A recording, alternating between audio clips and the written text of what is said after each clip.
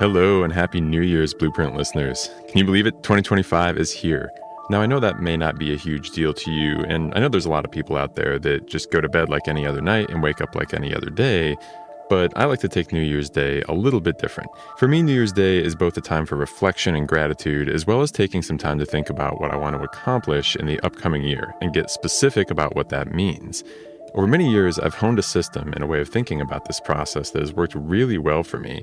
And I thought sharing it might make for an interesting mini episode to kick off the year. So this episode is for those career planners, goal setters, go-getters out there who are on a New Year's Day high with that feeling of new beginnings and want to come up with a way to execute on those big plans for 2025. I mentioned in the first episode of Season 5 that I'd be trying some new things on the podcast, and this will be one of those episodes.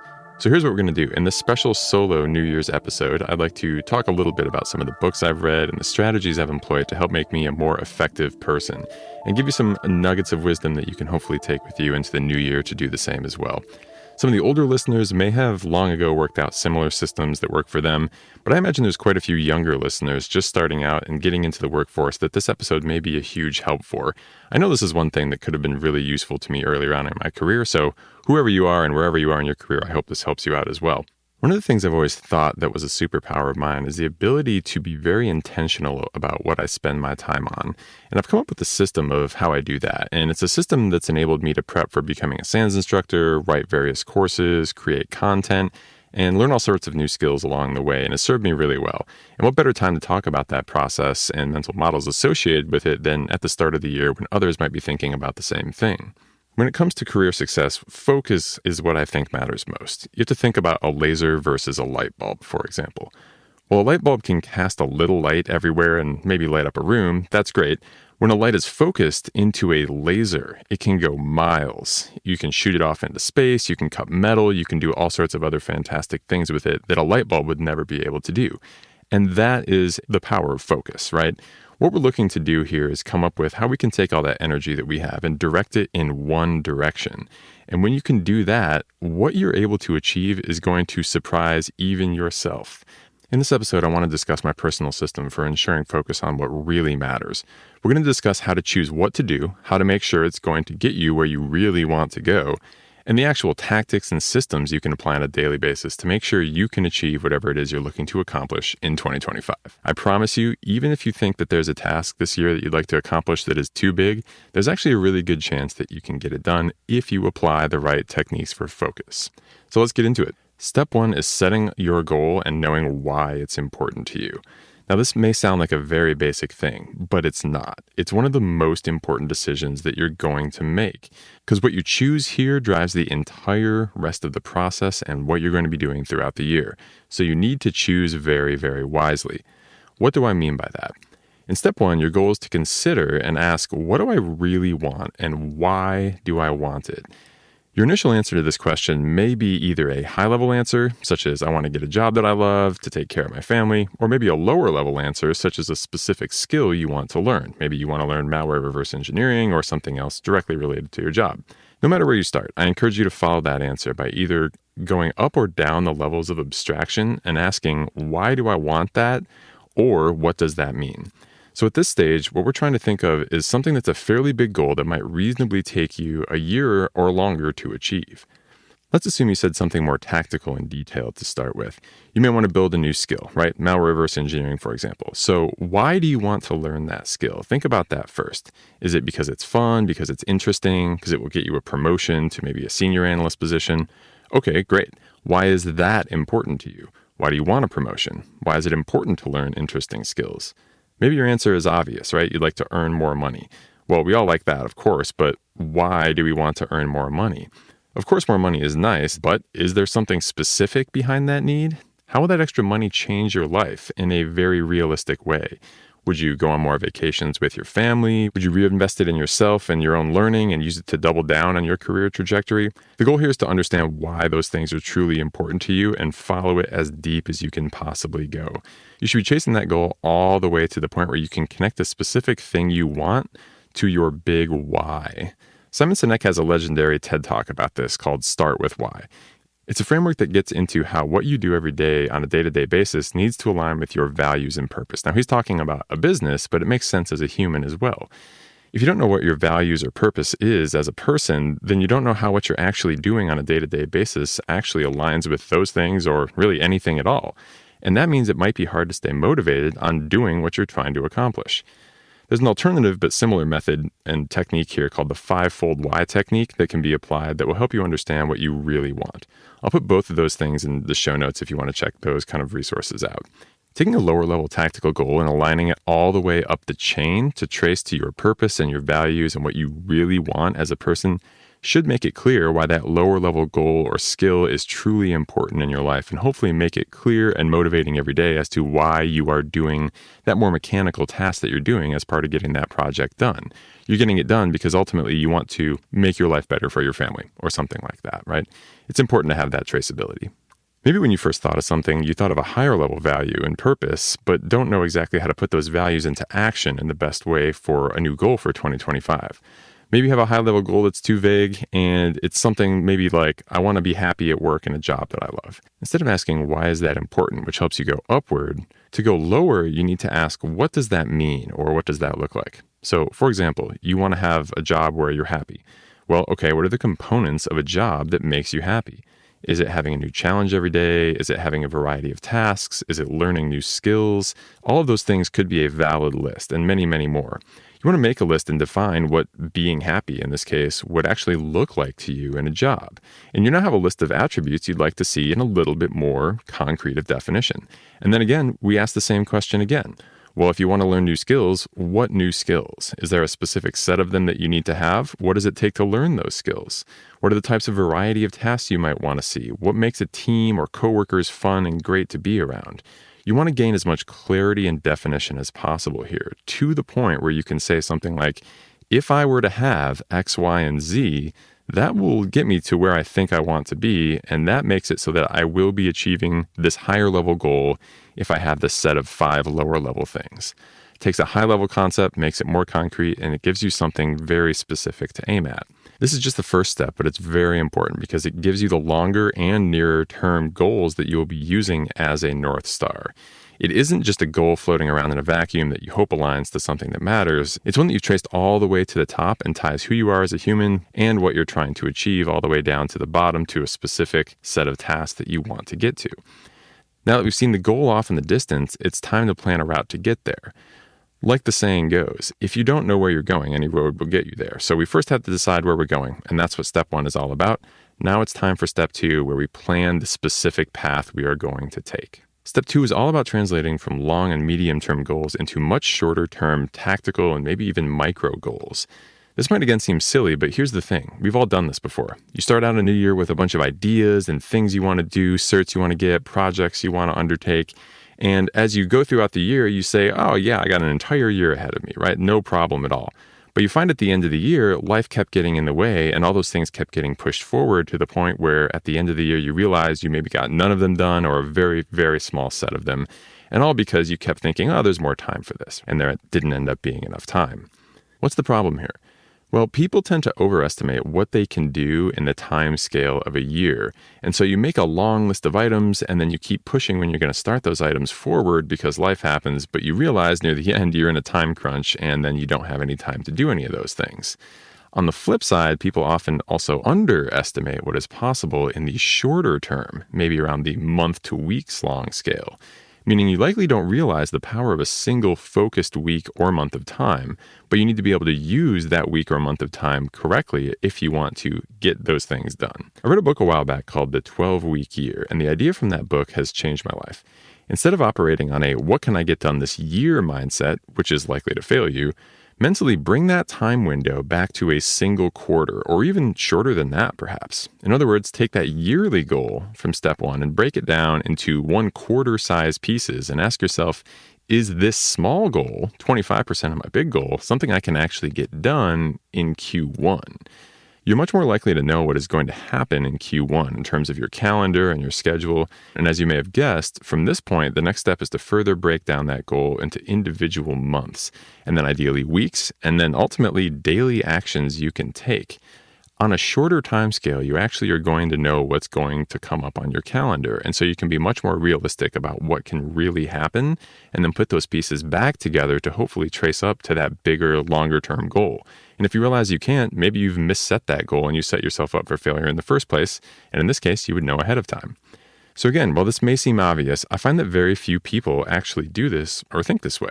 Have you ever broken down your New Year's resolution into what you need to get done this week or this day to track towards it? I'm guessing most people likely haven't. And when it's a big, lofty goal, it's easy to just feel good. Hey, I set a goal, and that goal, I'm assuming I'm going to get it done at some point in this year. But you may never get it done. When you break it down like this and say, well, here's what I need to do this week or tomorrow if I want to get toward that goal, reality hits, and that can be scary. But more importantly, if you've done it and you've done it right, doing those things also guarantees success, and that's what matters, right? I find that once I have a long-term goal and break it down recursively into smaller and smaller pieces, it becomes much more easy to actually work on those small items and then get myself to that big end goal. So your task for this step is to do exactly that. Take your yearly goal and resolve it into quarterly, monthly, weekly chunks of work, and then see if it still seems realistic and something that you can do. If it's not, you've likely chosen a goal that's too big for the timescale, and you can adjust and set yourself up for success. Another book I like a lot that I'll mention here that's related is called The One Thing. This book helps you think about what steps are truly the most important for you to work on the daily timescale. In short, the core idea of the book is to ask yourself every single day, what one thing can I do today such that by doing it, everything else will become easier or unnecessary? Those who have taken LDR 551 may have recognized this quote. I have it on one of the slides in that class, and it's called the focusing question. And if you ask yourself that on a daily basis, the things you do today can help remove work from tomorrow or make tomorrow easier in a way that's very important and will compound over time. So check that book out for more details if you're interested in that. The next part of step 2 is having a system for tracking and writing down the things that you need to do to see your progress and not forget where you're headed. Here's my advice on this. After doing this for almost 10 years now, keep it simple. It's very tempting to go crazy with this, using Notion templates or complex Obsidian setups and multiple nested levels of tracking and notes and data-driven execution. And that's all great and it's fun and exciting to set up, but don't lose sight of the goal. The work here is the work, not the meta work to track the work. And so I find that using something that is simple is what leads to success here. Do not over-engineer this. I promise you, if you're anything like me, you're going to be tempted to do it. I have tried over-engineering a solution for this multiple times, and it never sticks. Here's what you need in a system for tracking what you need to do. You need a fast way to make a to-do list divided into sections.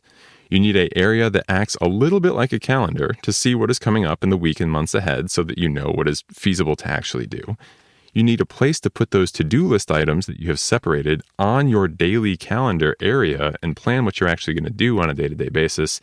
And you'd like to have access to that entire system from any device that you have. So laptops, mobile devices, on the internet via browsers, whatever you might need, right? For me, the program I've had the most success with here is OneNote, and I'm going to describe in the next step how specifically I use it. I chose OneNote because OneNote is free, it's everywhere, it's every platform, and it's on mobile. And I make basically one page for every week of my life, and I fill it with the activity that I need to take care of that week. Another option for this is a tool like Obsidian. In fact, in 2024, I did use Obsidian for all my tracking. And while it was really good for general note taking, I ultimately found it a little bit too complex for my planning system. And I'm planning on reverting back to OneNote for 2025. Although I expect many of you out there could make it work. So that might be a close second to OneNote if you're more of an Obsidian user. Whatever it is, ideally it's a piece of software that's simple enough to use on a day-to-day basis that it won't be annoying, but flexible enough to let you customize it in ways that are going to help it work for you. Once you have an application chosen for this, you're ready to use it and make the magic happen. In short, the way you're going to use this is to make a to-do list and divide the things on that list into both what I'm calling tasks and then other things that are important actions towards your goals, and then schedule those things. Now, let me differentiate between those two. Tasks are those things that you just have to do, right? As a human, there's going to be small things that nag you day to day. Something's broken in your house, you got to run some errands, but they don't really trace to anything important. They're just the random to-do list of life. The other things, though, are the specific steps and to-do items that track directly to achieving those goals and making progress on things that truly matter. And the combination of knowing what those things are and where you're going to fit them into your schedule is what is the real magic of this system. And that application should allow you to put those two pieces together. This simple change and using this system is what really upped the game for me. Every morning I try to think about what I need to do that day, both the tasks and the actions toward those goals, and I look at my calendar in this system that I use in OneNote, and I try to schedule those things very intentionally. I 100% know this may sound insane and over the top to some people, but I found it works for me and it keeps me on track and true about what I'm really doing and how I'm going to spend my time. And that's really all I care about. It works for me. Use whatever works for you. At this point, you should have a full chain of what you want to accomplish, all the way from life-aligned values and big goals to how you're going to get there and the daily actions you can take, and a place to put and track those daily actions. So it's time to put this all to work.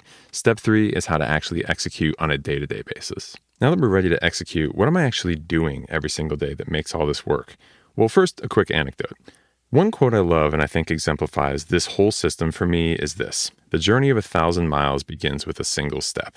For those who have taken my Sec 450 Blue Team Fundamentals class, you know that I both have that quote on the very last slide of the class, as well as on the back of the challenge coin for the class that goes to the team that wins the CTF. I put that there because I think that's a very useful quote to keep in mind. Here's the real story behind why that's there, which I don't fully explain in the notes in class.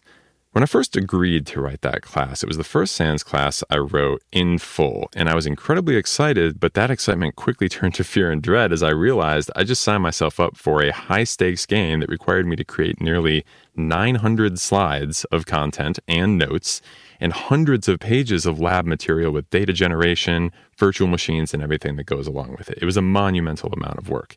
I was working on building that class as my full-time job, and it was incredibly difficult.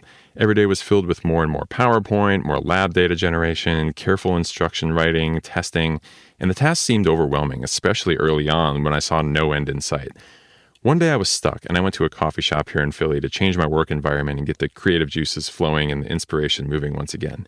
And there was a sign on the wall that had that quote: "The journey of 1,000 miles begins with a single step." I realized that, well, yes, I did have a mountain of work to do. If I looked at it in another way, it wasn't really a mountain of work. It was really just staying committed to taking a single small chunk of work and doing that small chunk of work every single day over an extended period of time. I would eventually arrive at my destination if I did that no matter what. And well, 10 months later, I did eventually get there. And though, of course, it was a very difficult task, I started to look at it more like building a wall. You're laying a little brick every day, right? You're not building a house. You just have to set a few more bricks. And when you look at it like that, it's a lot more tolerable when you feel overwhelmed with the amount of work you might have to do. Well, writing that course, that quote bounced around in my head, and every day I realized no matter how impossible a task or a goal seemed, all you really need to do is take a single slice each day and figure out how to get it done. And just do that again and again. A manageable daily amount of work over the long term adds up to something huge and something seemingly unachievable, especially at the start. I learned that lesson through writing that class, and I end the course with that quote not only because it's meaningful to me, but I hope to inspire students to come to the same realization. Nothing is impossible if you plan it correctly. There's a proverb: how do you eat an elephant? One bite at a time. Seems silly, but the meaning there is deep. It is the same lesson, and it's the lesson we need to apply in the execute phase. So, back to how we're going to do that. In OneNote, on that page that I make for every week is a table for each day of the week. I have one column for every day from Sunday through Saturday, and that column is broken up into multiple different pieces that I have sections of the day in and a task list at the bottom. So it's basically a bunch of columns with a bunch of dividing lines in it. The day section area is a bit like a calendar, but less structured hour by hour. And I basically break it up into what is before work. So usually for me, that's like 5 a.m. to maybe 7 or 8 a.m. and the start of the workday until lunch until the end of the workday, and then dinner and beyond until I go to sleep at night. I found those are kind of the phases of my day and what is meaningful for me when it comes to planning. Yours might be different. I also have a to-do list below the calendar with a list of all of the things that I need to get done, separated into what aligns with my real goals and what is a random life task. One mental model you can apply at this stage is called the Eisenhower matrix. This basically suggests you separate urgent from important on your to-do list and realize that not all urgent things are important. In this system, important to me means aligned with one of those goals, or maybe that something bad will happen if I don't get that task done ASAP. Everything else is a task, right? And it gets slotted in the extra time when I actually have time to get around to it because it's not truly important. Even if it's something that's urgent and someone else wants me to get it done, sometimes you have to be ruthless and say, you know what, I need to focus on my priorities right now. Each week and each day, start with a moment of quick planning. Gaze at your week and look at each day and think about your calendar. Fill in the meetings and the other things that you have going on so you know what actual amount of free time you really have and what time is taken. Then look down at your to-do list section and start with the important tasks and take a important task category item and place it somewhere on your day. When you get all these things filled in, you're going to have some time left over ideally. And then in those shorter gaps and times where you know you're not going to be able to focus, maybe those 30 minutes in between meetings, that's where you can put those other life to-do tasks because you're never going to get into that flow state in that time, but you do need to get those tasks done eventually. So slot them in after you have placed the bigger, more important items there. This is an incredibly powerful technique for me for two different reasons. One is that as soon as I started doing this, I had the realization that I need to first and foremost ensure that I get those goal-aligned things done, no matter what. In other words, schedule taking a bite out of that elephant every single day. If you don't schedule it, it's probably not going to happen. This technique forces you to plan when you're going to do those things, and it gives them priority in planning your day. The second is I realized once I started doing that life often takes over and overrides my plans, and that's okay. It happens. But how do we compensate for that? Well, if you want to make sure you always have that time, you need to think about where can you find or make uninterrupted time in your day to put those priorities so that you can guarantee every day will have at least a little chunk of time for them. For me, that was a realization that the space I needed was before work, when my mind was fresh and before I was exhausted by the workday. So I started waking up early. And since 2015, nearly every day, I've woken up near 5 a.m. and used that time from 5 until whenever the rest of the workday starts to work on those priorities. No one else is awake at that time. Emails are not coming in. All I do is wake up, have my coffee, and get right to it. Focus like a laser directly on those things. Don't even pick up your phone. Don't look at your email. Everything else can wait. At 5 a.m., no one needs your attention. At that point, everyone assumes you're sleeping anyway. So you can do whatever you want. You can tune out the news. You can tune out your emails. It's great. This will guarantee that you hit that first step for the day, and it will be something that aligns with getting to those big goals before your normal day even starts. So if anything gets in the way and your day gets completely derailed, you still made a little bit of progress. This is the one thing that I believe has most contributed to my success over the past decade. It's a guaranteed small amount of progress that will happen each day. Now, here are some common problems that will probably come up along the way. Confusion about what to do next, procrastination, low energy levels, life. What if you don't know what steps to take next? What if you don't feel like taking those steps? I have two quick thoughts on that hopefully can help you push through these common challenges as well. One is that if you ever feel stuck and don't actually know what to do next, look at someone who has already achieved that goal, accomplished a similar project, or done something similar to whatever it is you're trying to do. As they say, success leaves clues. So use your hacker brain and reverse engineer how someone else has done a similar thing, and then use their methods for creative or direct inspiration and guidance on how you can do it as well. Literally deconstruct the pieces of work that they've done and say, how did they do piece A, piece B, piece C? What resources do I need? And then go out and find those things and get it done.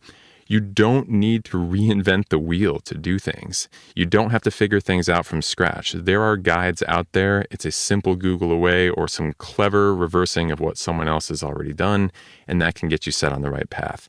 Just see what's out there that already exists and leverage it for guidance on what you need to do or learn next. A great book for this mindset is called Steal Like an Artist from an author named Austin Kleon. Second thing is, what if you don't feel like getting things done? We all have those slow days or tired, low energy days, and sometimes you have to take what I would call the next smallest action in order to make progress. And I often find that progress leads to motivation to keep going once you start, even if the action you took was very, very small. So for example, say you have to figure out what to do next, and it's something you've never done before.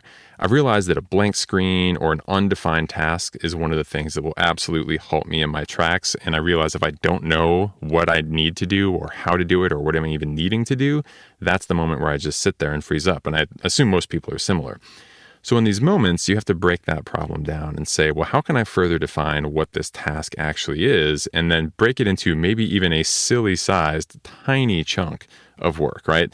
This could include as simple of things as just simply open your browser, search YouTube for people who have already done that thing, make a list of tools that might help you, make a list of single features in those tools, and then try them out. Whatever it is, break it down into a just absurdly, ridiculously small step. And if you can take that step, then you can often take the very next tiniest step, even if it's just logging into a website, looking at some data, whatever it is. That progress will be forward progress, and it will lead you in the right direction and often leads to further motivation. Let's say it's writing. You're facing a blank page. Someone says, here, write an article on this. And you're like, I don't even know where to start. This is a terrible place to be, and I hate it. But what I've found is if I can break down that article in my head and use a top-down process to understand what I should put in the article, no longer is a blank page the most terrible thing on earth. I ask myself, well, what is this article about? What would a good article about that topic entail? What might be some main points that need to be in this article? What are some core concerns? Start with the headings, make an outline before you actually write any sentences. Fill in points, fill in subpoints, and then write the actual text. Starting from a blank cursor feels nearly impossible, but when you then put on the words intro, conclusion, body, and then you say, well, what needs to be in the body? Point 1, point 2, point 3. Well, what would those be? Let me go find one of the most important things, the second most important thing. You fill those in. What are the core pieces of those 3 main points you want to make? Once you have those headings in there, you can often figure out how to make progress on it and turn that blank page fear into an actually written article. Finally, to wrap this whole system up, at the end of each week, month, and quarter, be sure to look back at your system of record and think about what did you accomplish and get feedback on how much you actually can do in a given time frame and adjust for the future if it was wrong, and also celebrate those wins. One of the really useful things about this system is it also creates a done list from all the finished mini steps that you've taken all over the days and weeks. If you're ever feeling like you didn't accomplish what you wanted to accomplish, you can always go and glance back at all those check boxes and consider all the things you actually did get done, as opposed to the opposite way, staring at a to-do list and reminding yourself of all the things you could do. The done list reminds you of all the things that you've already done, and you can feel good about yourself instead of the other direction. Finally, and most importantly, remember that you are a finite human and that no one can do everything on the to-do list, especially the task-related stuff that isn't really truly important anyway. There's actually a freedom and power in admitting that you are limited in what you can do, and some of the things will be dropped, and that is okay. Once you realize it's literally impossible to do everything you want to do, you can stop feeling bad about not having it all done. It could never have been done anyway in the first place. This is a mindset that I've taken from one of the books I've recently read that I would encourage anyone with a productivity-leaning mind to read as a serious and important reality check. The book is called 4,000 Weeks, Time Management for Mortals, and in a way, it's an anti-productivity book that is a balance to where a system like this can take you if you go too far with it. I realize that some of you may think that all of this is totally insane, and I get that. I often think that I'm crazy for it as well. But for me, it returns results, which I can't argue with. I have to balance that, though, with the reality of I can't possibly do everything, and it's okay.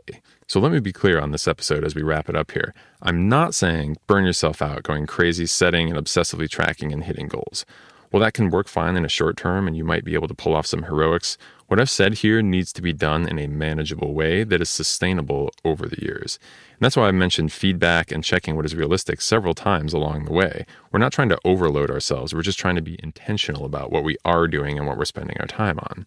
So I'm not saying make a mountain of work for yourself. I'm saying make sure that the time you do use is put towards what will truly make you happy and move the needle in your career and in your life.